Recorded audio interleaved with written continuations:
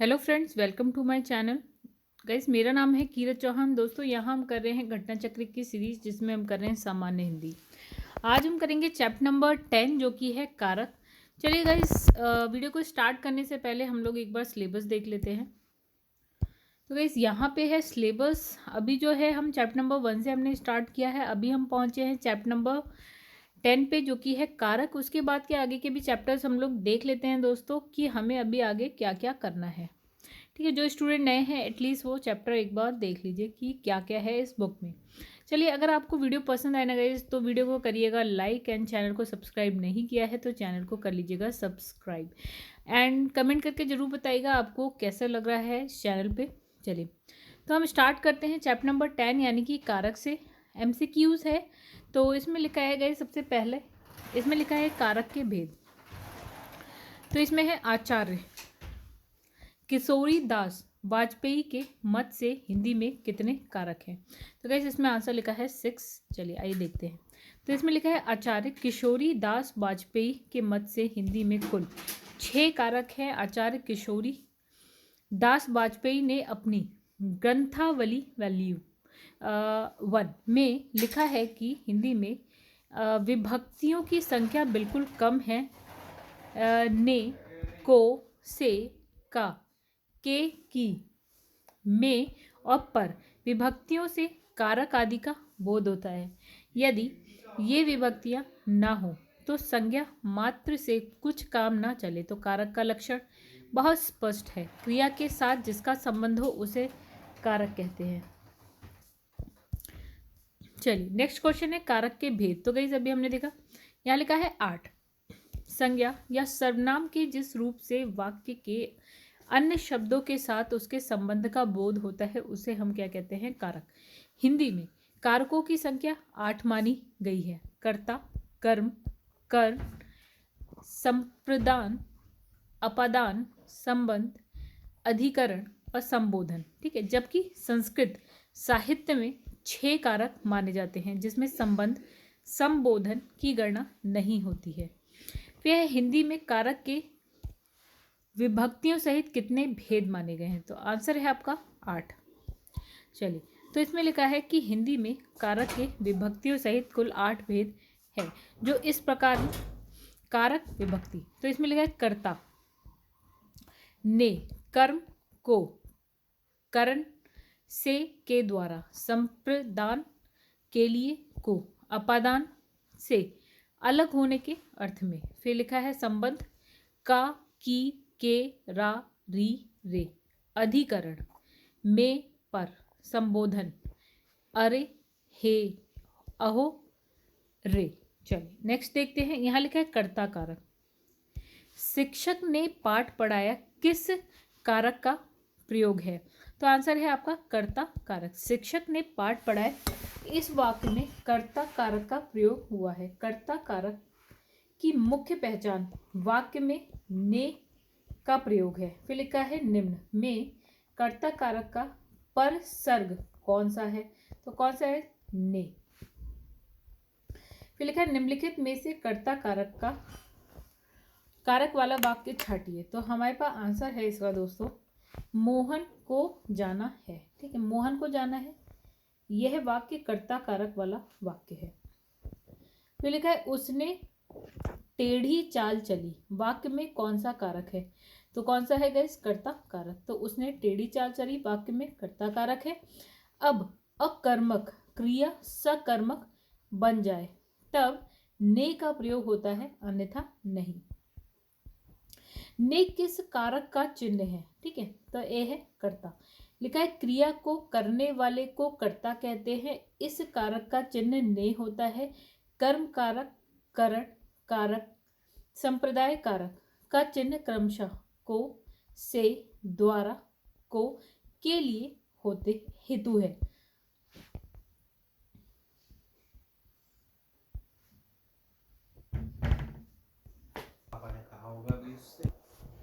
तो दोस्तों, यहाँ पर नेक्स्ट है आपका कर्म कारक।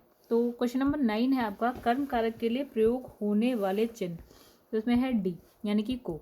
चलिए इसकी व्याख्या देखते हैं। इसमें लिखा है किसी वाक्य में प्रयोग किए गए पदार्थ में जिसको कर्ता सबसे अधिक चाहता है उसे कर्म कारक कहते हैं। पाणिनि ने कर्म कारक की परिभाषा इस प्रकार दी है, जिस वस्तु या पुरुष के ऊपर क्रिया का फल समाप्त होता है उसे हम क्या कहते हैं, कर्म।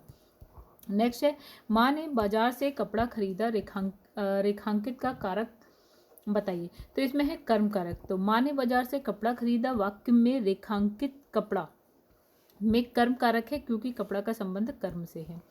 फिर नेक्स्ट आपका है को से किस कारक चिन्ह का बोध होता है। तो किसका होता है, कर्म कारक।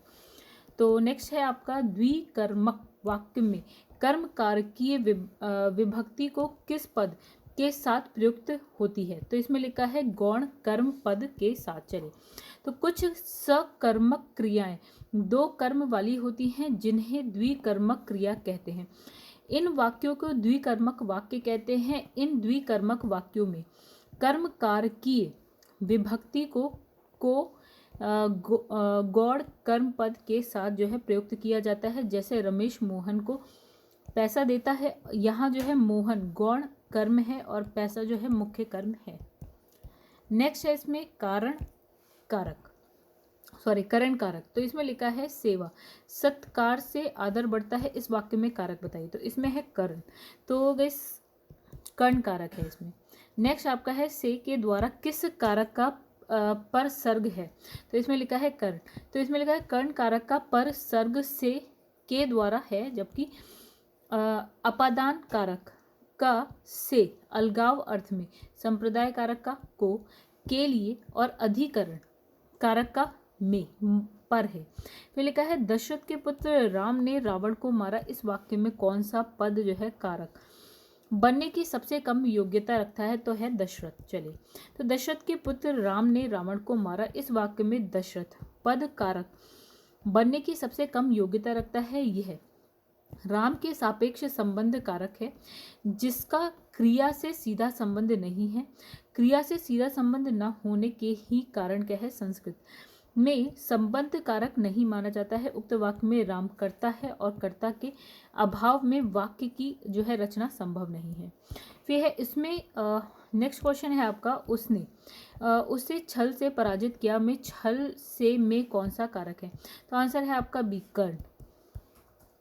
तो संज्ञा आदि शब्दों के जिस रूप से क्रिया करने का के साधन का बोध हो, अर्थात जिसकी सहायता से कार्य संपन्न हो, वो कर्ण कारक कहलाता है। तो छल से जो है आपका कार्य संपन्न हो रहा है, तो विकल्प में वाक्य में जो है छल से, तो इसमें लिखा जाता है ये जो है कर्ण कारक है। फिर इसमें लिखा है कर्ण कारक किस वाक्य में है। तो गाइस यहाँ पे है बी, वह कलम से लिखता है। आइए देखें, तो वाक्य में लिखने का कार्य जो है कलम से हो रहा है, अतः जो कर्ण कारक है। फिर लिखा है कानों सुनी बात पर यकीन मत करो, रेखांकित पद का कारक बताइए। तो इसमें है कर्ण। चलिए नेक्स्ट पे आते हैं गाइस, लिखा है रेखांकित पद कानों सुनी, कानों से सुनी या कानों द्वारा सुनी में जो है कर्ण कारक है। निम्नलिखित वाक्यों में से एक में कर्ण कारक के विभक्ति चिन्ह का प्रयोग हुआ है। ठीक है, तो इसमें लिखा है पैरों से चलना यात्रा, प्राणों से चलना जीवन, समुदाय से चलना समाज, देश और काल से चलना इतिहास कहलाता है। तो वैसे इसमें नेक्स्ट है आपका से विभक्ति निम्न में से किस कारक के लिए प्रयुक्त होती है। तो यहाँ है आपका कर्ण, तो से विभक्ति कर्ण कारक के लिए प्रयुक्त होती है। कर्ण कारक हेतु के द्वारा विभक्ति चिन्ह का भी प्रयोग होता है। लिखा है निम्नलिखित वाक्यों में से एक में कर्ण कारक के विभक्ति चिन्ह का प्रयोग हुआ है। तो लड़का दर्द के मारे छटपटा रहा है। तो इसमें लिखा है विकल्प ए कि कर्ण कारक के विभक्ति चिन्ह का प्रयोग हुआ है। बी में संबंध कारक और सी में जो है आपका अधिकरण कारक का प्रयोग हुआ है और डी में संप्रदान कारक का प्रयोग हुआ है। तो नेक्स्ट क्वेश्चन है आपका, बच्चे बस से पाठशाला जाते हैं, इस वाक्य में कौन सा कारक है। तो इसका आंसर है डी यानी कि कर्ण। तो लिखा है बच्चे बस से पाठशाला जाते हैं, इस वाक्य में कर्ण कारक है। वाक्य में जिस शब्द से क्रिया के संबंध का बोध हो उसे कर्ण कारक कहते हैं, जिसका चिन्ह से द्वारा है। चलिए नेक्स्ट देखिए, यहाँ पे लिखा है कि वाक्य में जिस शब्द से क्रिया के संबंध का बोध होता है उसे क्या कहते हैं। तो इसका आंसर कर्ण कारक। चलिए आगे है आपका नेक्स्ट जो है वो है संप्रदान कारक। ठीक है, निम्न में से किस वाक्य में संप्रदान कारक है? तो इसका आंसर है सी, यानी कि राजा ने निर्धनों को कंबल दिए। तो इसमें लिखा है जब किसी के लिए कोई क्रिया की जाती है तो वह संप्रदान कारक होता है। विकल्प सी में प्रस्तुत वाक्य में ये ज्ञात होता है कि राजा निर्धनों के लिए कंबल दे रहा है, अतः ये जो है संप्रदाय कारक है। फिर लिखा है ये ताले की चाबी है, रेखांकित में से कौन सा कारक है? तो इसका आंसर है आपका संप्रदान कारक। लिखा है ये ताले की चाबी है, रेखांकित में संप्रदान कारक माना जा सकता है। वैसे संप्रदान का अर्थ देना होता है, किंतु यहाँ यदि ताले के लिए चाबी के अर्थ में प्रयोग किया जाए तो संप्रदान कारक हो सकता है। परीक्षा संस्था द्वारा इसका उत्तर संप्रदान कारक माना गया है। फिर लिखा है मैंने राधा के लिए कपड़े खरीदे। वाक्य में कारक का प्रकार बताइए। तो चलिए व्याख्या देखें। लिखा है प्रस्तुत वाक्य में संप्रदान कारक है जिसका चिन्ह है को के लिए, तो है अपादान कारक का चिन्ह से, करण कारक का चिन्ह से या द्वारा, और कर्ता कारक का चिन्ह जो है ने है। तो प्रश्न में विकल्प सी में संप्रदाय दिया गया है जो कि त्रुटिपूर्ण है और इसके स्थान पर संप्रदान होना चाहिए। UPSSC ने अपने संशोधित उत्तर मतलब इसे हटा दिया था। ठीक है, फिर इसमें लिखा है अन्य पुरुष एक वचन सर्वनाम का संप्रदान कारक बहुवचन रूप होगा। तो इसका अर्थ उन्हें। चलिए इसमें देखते हैं। लिखा है कि अन्य पुरुष वह एक वचन सर्वनाम का संप्रदान कारक बहुवचन रूप उन्हें, उनको, उनके लिए होगा। फिर लिखा है राजा सेवक को कंबल देता है। वाक्य में रेखांकित पद में कौन सा कारक है? तो इसमें है आपका संप्रदान कारक। जब वाक्य में कर्ता किसी के लिए कुछ कार्य करता है तो वहाँ क्या है? संप्रदान कारक होता है जिसका चिन्ह को के लिए होता है। प्रस्तुत वाक्य में राजा सेवक के लिए कुछ कार्य कर रहा है। वाक्य कर्तव्य जो है अर्थात कंबल दे रहा है, अतः यह जो है आपका संप्रदान कारक होगा। ठीक है, नेक्स्ट क्वेश्चन है आपका हरि मोहन अपनी बहन की पुस्तक देता है, अपनी बहन को पुस्तक देता है। वाक्य में रेखांकित पद में कारक है। तो इसमें है बी, यानी कि संप्रदान। लिखा है वाक्य में रेखांकित पद बहन को पुस्तक देता है में संप्रदान कारक है कर्ता द्वारा जिस संज्ञा के लिए कोई कार्य किया जाए, जिसे कुछ दिया जाए, वह संप्रदान कारक है। फिर है अपादान कारक। तो गाइस नेक्स्ट है आपका, इसमें लिखा है बिल्ली छत से कूद पड़ी, कौन सा कारक है? तो है अपादान कारक। तो लिखा है गंगा हिमालय से निकलती है, रेखांकित का कारक बताइए। तो इसमें है अपादान। चलिए देखते हैं। तो इसमें लिखा है संज्ञा के जिस रूप से एक वस्तु और का दूसरी वस्तु से अलग होना पाया जाए वह अपादान कारक कहलाता है। इसका विभक्ति चिन्ह से है। यहाँ गंगा का हिमालय से निकलना अलगाव की स्थिति प्रदर्शित करता है, अतः अपादान कारक है। लिखा है छत से ईंट गिरी। वाक्य में कौन सा कारक है? तो है कौन सा है? अपादान। लिखा है उपयुक्त वाक्य छत से ईंट गिरी से अलग होने का अर्थ बोध होता है, अतः यह अपादान कारक है। फिर उससे अच्छे तो आप हैं में कौन सा कारक है? तो इसमें आंसर है आपका अपादान। चलिए देखते हैं। तो संज्ञा के जिस रूप से एक वस्तु का दूसरी से अलग होना पाया जाता है वह अपादान कारक कहलाता है। प्रस्तुत वाक्य में उससे और आप दोनों का तुलनात्मक होना अलग रूप है, अतः यह वाक्य अपादान कारक होगा। तो लिखा है पेड़ से बंदर कूदा। वाक्य में कौन सा कारक है? अपादान। तो नेक्स्ट पे चलते हैं। तो वैसे निम्नलिखित वाक्यों में से अपादान पर सर्ग से युक्त वाक्य कौन सा है? राम ने अपने पुत्र से नाता तोड़ लिया। चलिए तो इसमें प्रस्तुत वाक्य में राम का पुत्र से अलगाव होना अर्थ प्रकट हो रहा है, अतः इस वाक्य में अपादान पर सर्ग। तो विकल्प ए और डी में कारक कर्ण परसर्ग है, अतः ज्ञात हो कि परसर्ग को कारक भी कहते हैं। लिखा है पेड़ से पत्ते गिरते हैं में कारक है, कौन सा है? अपादान। लिखा है पेड़ से पत्ते गिरते हैं अलगाव की स्थिति प्रदर्शित करता है और यह अतः यह जो है पंचमी विभक्ति का अपादान कारक है। इसका चिन्ह से है। फिर लिखा है नेक्स्ट अपादान कारक किस वाक्य में है? तो आंसर है आपका ए, यानी कि वृक्ष से पत्ते गिरते हैं। इसमें लिखा है दिए गए वाक्यों में संगत कारक इस प्रकार है। तो वृक्ष से पत्ते गिरते हैं, अपदान कारक हो गया। अब धोबी को धुलने के लिए कपड़े दो, संप्रदान कारक हो गया। फिर उसकी गाय संबद्ध कारक हो गया। एंड वह फल क्या है, खाता है। तो यहाँ पे है कर्ता कारक। नेक्स्ट है वह घर से बाहर गया, इस वाक्य में कौन सा कारक है? ठीक है, तो इसमें है आपका अपदान। तो इसमें लिखा है प्रस्तुत वाक्य में घर से अलग होने का भाव प्रतीत होता है, और ये क्या हो गया आपका अपदान कारक। नेक्स्ट है मेरे घर से जो है आपका घर 5 किलोमीटर दूर है, इस वाक्य में घर से में कौन सा कारक है? तो गाइस कौन सा है? अपदान। चलिए देखते हैं इसमें संज्ञा के किस रूप से अलगाव का बोध होता है, उसे अपदान कारक कहते हैं। इसका विभक्ति चिन्ह से है। तो मेरे घर से आपका घर 5 किलोमीटर दूर है में एक घर से दूसरे घर की दूरी या अलगाव की स्थिति स्पष्ट हो रही है, अतः ये अपदान कारक है। लिखा है राम सीता से सुंदर है, इस वाक्य में कौन सा कारक है? तो इसमें लिखा है अपदान कारक। लिखा है राम सीता से सुंदर है, इस वाक्य में अपदान कारक है। अपदान कारक का प्रयोग अलग होने के अतिरिक्त निकलने, सीखने, डरने, लजाने और तुलना करने के भाव में भी किया जाता है। फिर लिखा है लड़का पेड़ से गिरा में कौन सा कारक है?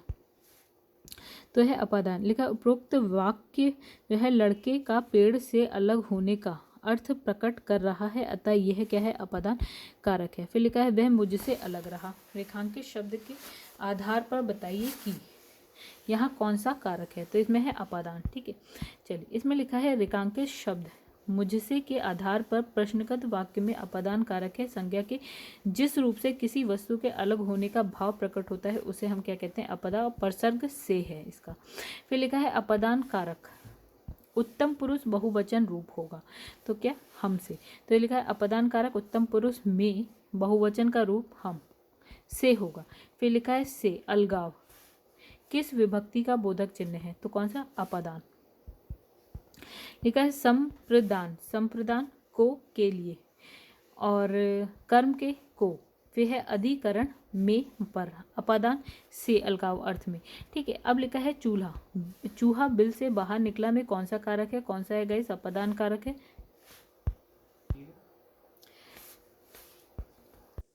जैसे यहाँ लिखा है चूहा बिल से बाहर निकला में कौन सा कारक है? तो कौन सा है? फिर से वही अपादान कारक है। चूहा बिल से बाहर निकला, इस वाक्य में चूहा का बिल से अलग होने का भाव जो है प्रकट होता है, अतः यह क्या है? यहाँ क्या है? अपदान कारक है। लिखा है संबंध कारक। तो इसमें लिखा है राम की गाय चढ़ती है, वाक्य में कौन सा कारक है? तो कौन सा है? संबंध। राम की गाय चढ़ती है वाक्य में संबंध कारक है, जिसका चिन्ह है का, की, के, रा, री, रे। फिर है कारक और उसके विभिन्न चिन्ह इस प्रकार है। चलिए देखते हैं। फिर लिखा है कर्ता ने कर्म को कर्ण से द्वारा संप्रदान को के लिए अपदान से अलग होने के अर्थ में। फिर लिखा है संबंध का, की, के, रा, री, रे। फिर अधिकरण में है में पर। फिर संबोधन में हे, ओ, अरे। ठीक है, आगे बढ़ते गए। फिर नेक्स्ट आपका है लिखा है निम्नलिखित वाक्यों में से संबंध कारक वाले वाक्य को पहचानिए। तो हमारे पास है जो बी है, राधा का कुत्ता जो है बहुत तेज दौड़ता है। तो इसमें लिखा है विकल्प बी में प्रस्तुत वाक्य में संबंध कारक है ज्ञान और सर्वनाम। संज्ञा और सर्वनाम के जिस रूप से इसका दूसरे शब्दों के साथ संबंध प्रकट होता है उसे संबंध कारक कहते हैं। संबंध कारक किसी क्रिया के साथ संबंध ना बतलाकर क्या है? संज्ञा और सर्वनाम शब्दों से ही संबंध प्रकट करता है। इसके चिन्ह हैं का, की, के, रा, री, रे। ओके, आगे बढ़ते हैं। फिर लिखा है माँ का लड़का कहाँ गया, उद्देश्य का जो है विस्तार भेद लीजिए। तो है संबंध कारक। फिर माँ का लड़का कहाँ गया, इस वाक्य में उद्देश्य माँ का लड़का है, उस उद्देश्य का जो है विस्तार भेद संबंध कारक है। फिर आपका है वह कार मेरी है, इस वाक्य में कौन सा कारक है? कौन सा है? संबंध। लिखा है संज्ञा और सर्वनाम के जिस रूप से एक वस्तु का संबंध दूसरी वस्तु से जाना जाए उसे संबंध कारक कहते हैं। प्रस्तुत वाक्य में कार का संबंध मुझसे मेरी है, अतः ये संबंध कारक है। फिर नेक्स्ट है अधिकरण कारक। फिर इसमें लिखा है उस जगह एक सभा होने जा रही है, रेखांकित पद में कौन सा परसर्ग है? कौन सा है? अधिकरण। तो प्रश्नगत वाक्य में रेखांकित पद उस जगह से अधिकरण परसर्ग यानी कि कारक है। क्रिया या आधार को सूचित करने वाली संज्ञा या सर्वनाम के स्वरूप को अधिकरण कारक कहते हैं। फिर लिखा है घोंसले में चिड़िया है में कौन सा कारक है? कौन सा है? अधिकरण कारक।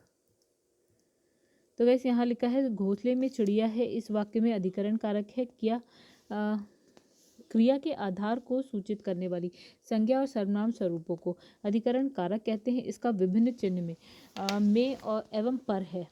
यहाँ घोंसला आधार के रूप में प्रयुक्त है, अतः इसमें अधिकरण कारक है। शेष का विस्तार इस प्रकार है। पहला, संप्रदाय कारक, जिसके लिए कुछ किया जाए या जिसको कुछ दिया जाए, इसका बोध करने वाले शब्द के रूप में संप्रदाय कारक कहते हैं। इसका चिन्ह को के लिए है। फिर लिखा है अपदान कारक, संज्ञा के जिस रूप से किसी वस्तु के अलग होने का भाव प्रकट होता है उसे अपदान कारक कहते हैं। इसका जो है चिन्ह से होता है, ठीक है, इसका चिन्ह से होता है। फिर लिखा है आपका संबंध कारक, फिर लिखा है संज्ञा और सर्वनाम के जिस रूप से किसी अन्य शब्द के साथ संबंध या लगाव प्रतीत हो उसे संबंध कारक कहते हैं। इसका चिन्ह का की के है। फिर यहाँ लिखा है मुख्य अतिथि के सम्मान में यह आयोजन किया गया है, इस वाक्य में रेखांकित शब्द में कारक बताइए। तो कारक है अधिकरण। उपरोक्त वाक्य में रेखांकित शब्द में अधिकरण कारक है। अधिकरण कारक का विभक्ति चिन्ह है मैं, पर, में, पर, अन, ऊपर। फिर इसमें लिखा है अधिकरण कारक के चिन्ह है क्या? में और पर। अधिकरण कारक का विभक्ति चिन्ह में, पर है। वस्तुतः क्रिया के आधार को सूचित करने वाली संज्ञा और सर्वनाम के स्वरूप को अधिकरण कारक कहते हैं। लिखा है ठीक समय पर आ जाना में कौन सा कारक है? कौन सा? अधिकरण। लिखा है निम्न शब्दों में अधिकरण कारक का प्रयोग हुआ है क्या? वाहनारूढ़। चलिए, इसमें लिखा है अधिकरण का अर्थ है जिसके आधार पर कोई वस्तु टिकी हो, अर्थात जिस आधार को सूचित करने वाली संज्ञा या सर्वनाम का स्वरूप निर्धारित होता है उसे अधिकरण कारक कहते हैं। फिर है वाहनारूढ़ का विच्छेद वाहन पर आरूढ़ होता है, अतः यह अधिकरण कारक है। तो गाइस यहाँ नेक्स्ट लिखा है निम्न में अधिकरण कारक का पर सर्ग कौन सा है? तो कौन सा है? पर। फिर लिखा है क्रिया का आधार सूचित करने वाला कारक है, कौन सा है? अधिकरण। तो क्रिया का आधार सूचित करने वाला कारक अधिकरण कारक कहलाता है। इसकी विभक्ति के रूप में जो है पर और में का प्रयोग किया जाता है। लिखा है तोता डाल पर बैठा है, इस वाक्य में कौन सा कारक है? कौन सा है? अधिकरण कारक। तो इसमें लिखा है संज्ञा के जिस रूप से क्रिया के आधार का बोध होता है उसे अधिकरण कारक कहते हैं, अतः प्रस्तुत वाक्य में अधिकरण कारक का प्रयोग हुआ है। फिर लिखा है मैं 3 मिनट में आ जा रहा हूँ में कौन सा कारक है? तो कौन सा है? अधिकरण कारक।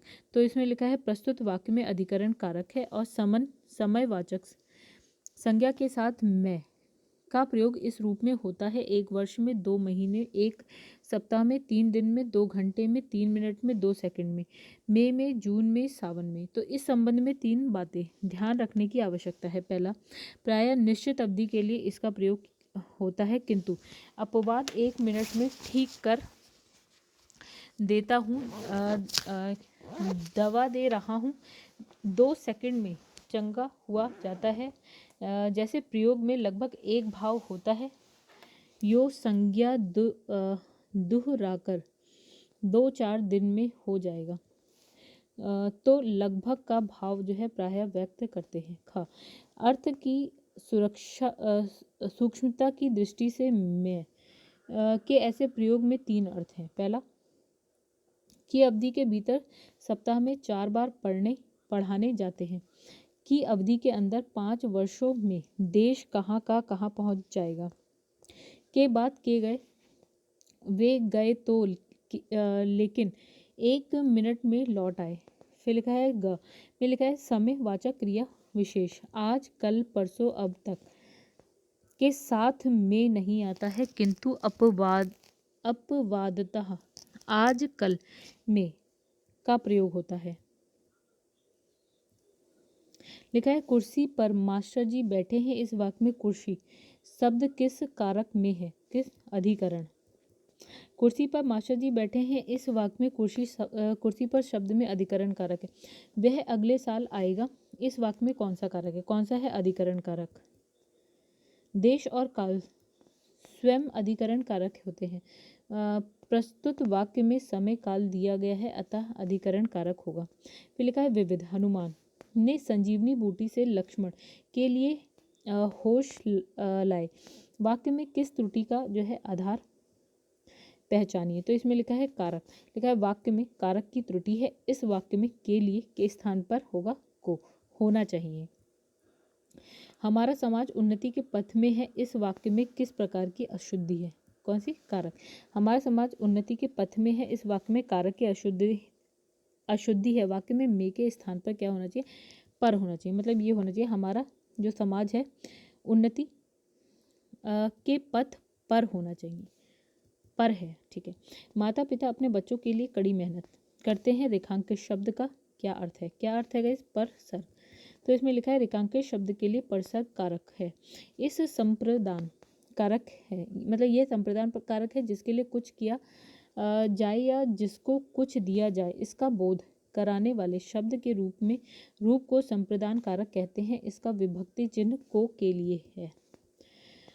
तो गाइस यहाँ पे वीडियो करते हैं ख़त्म। ये चैप्टर हो गया है ख़त्म। वीडियो पसंद आए तो लाइक कमेंट शेयर करिएगा। चैनल को सब्सक्राइब नहीं किया है तो कर लीजिएगा।